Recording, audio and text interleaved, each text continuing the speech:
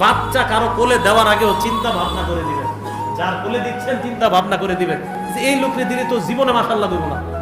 এতে দেওয়ার পরে বলবে ও নাভিটা তো খুব সুন্দর হয়েছে, আচ্ছা আচ্ছা নাকের এই পাশটা ঠিক আছে, এটা মনে বাপের মতো হয়েছে, ও কানটা ঠিক আছে, একবার মাশাআল্লাহ বলে। এবার আপনাদেরকে আশ্চর্য একটা হাদিস না শোনাইলেই নয়। ইবনে মাজার হাদিস 3509 নাম্বার হাদিস। এক ব্যক্তি নাম আমির ইবনে রবিআ, উনি মাররা আমির ইবনে রবিআ বি সাহাল ইবনে হুনাইফ, আরেক সাহাবার পাশ দিয়ে অতিক্রম করছে, ওনার নাম সাহাল ইবনে হুনাইফ, খুব সুন্দর ছিলেন দেখতে উনি। ওয়াহুয়া ইয়াগতাসিল, উনি গোসল করতেছিলেন।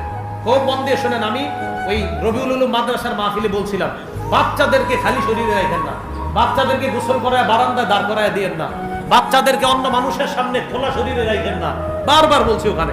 দেখেন এই হাদিস শুনেন, সাহাল ইবনে হুনাইফ গোসল করতেছে, ওনার পাশ দিয়ে যিনি গেছেন নাম আমের। তো পাশ দিয়ে যাওয়ার সময় উনি বলতেছে লাম আরাকাল ইয়াউম, লাম আরাকাল ইয়াউম, আজকের মতো এত সুন্দর মানুষ আমি আর দেখি নাই, ওয়ালা জিলদা মুখাব্বাআতিন, পর্দার আড়ালের নারীও এত সুন্দর না, এই ছেলেটা এত সুন্দর। সাহাল ইবনে হুনাইফ ফামা লাবিসা লুবিতা বিহি, সাথে সাথে বেহুশ হয়ে গেছে, মানে নজর লেগে গেছে। বেহুশ হয়ে যাওয়ার পর নবীজির কাছে নিয়ে আসছে, হুজুর তাড়াতাড়ি কিছু একটা বলুন, কি হয়েছে? জানি না। মান তাত্তাহিবুনা বিহি, কারে সন্দেহ হয়? হুজুর আমির ইবনে রবিয়াকে সন্দেহ হয়। নিয়ে আসো। আনছে, আনার পর নবীজি পানি আনাইছে, আনার পর বললেন অজু কর। অজু করছে, অজু করার পর হাইছেন না, অজু করছে, এরপরে লজ্জাস্থানও ধৌত করাইছে, কাপড়ের নিচে লজ্জাস্থান ধৌত করায় নবীজি বললেন এই পানিটা এবার তার উপরে দাও। নবীজি বললেন এই শোনো, আলামা ইয়াকতুলু আহাদুকুম আখাহু, তোমরা কেন একজন তার ভাইকে হত্যা করো? নবীজি কি বললেন? চোখ কারো উপরে পড়া মানে তাকে হত্যা করা। তোমরা কেন তোমার ভাইকে হত্যা করো? এই কাজ করবা না। তোমরা যখন কাউকে দেখো, কোনো সুন্দর কাউকে দেখো, যদি ভালো লাগে ফালিয়াদুলাহু বিল বারাকা, কল্যাণের দোয়া করবা, বলবা মাশাআল্লাহ, মাশাআল্লাহ। এইজন্য বাচ্চা কারো কোলে দেওয়ার আগেও চিন্তা ভাবনা করে দিবেন, যার কোলে দিচ্ছেন চিন্তা ভাবনা করে দিবেন যে এই লোককে দিলে তো জীবনে মাশাআল্লাহ দেবো না। এতে দেওয়ার পরে বলবে ও নাভিটা তো খুব সুন্দর হয়েছে, আচ্ছা আচ্ছা নাকের এই পাশটা ঠিক আছে, এটা মনে বাপের মতো হয়েছে, ও কানটা ঠিক আছে, একবার মাশাআল্লাহ বলে।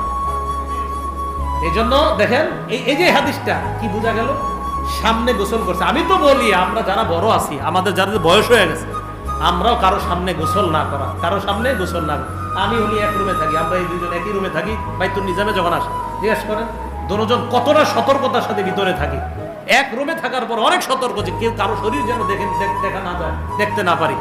হ্যাঁ, প্রচুর গরম, গামছা শরীরে ব্যবহার করতেছি, কিন্তু শরীর একজন আরেকজন একটা না দেখা, এটা খুব সতর্ক থাকবেন।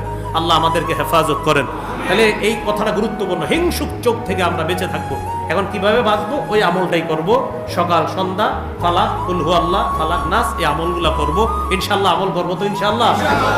বলেন তো, আমরা কাউকে হিংসা করব না, অন্য যেন হিংসা না করে প্রতিনিয়ত আমল করার চেষ্টা করব ইনশাআল্লাহ।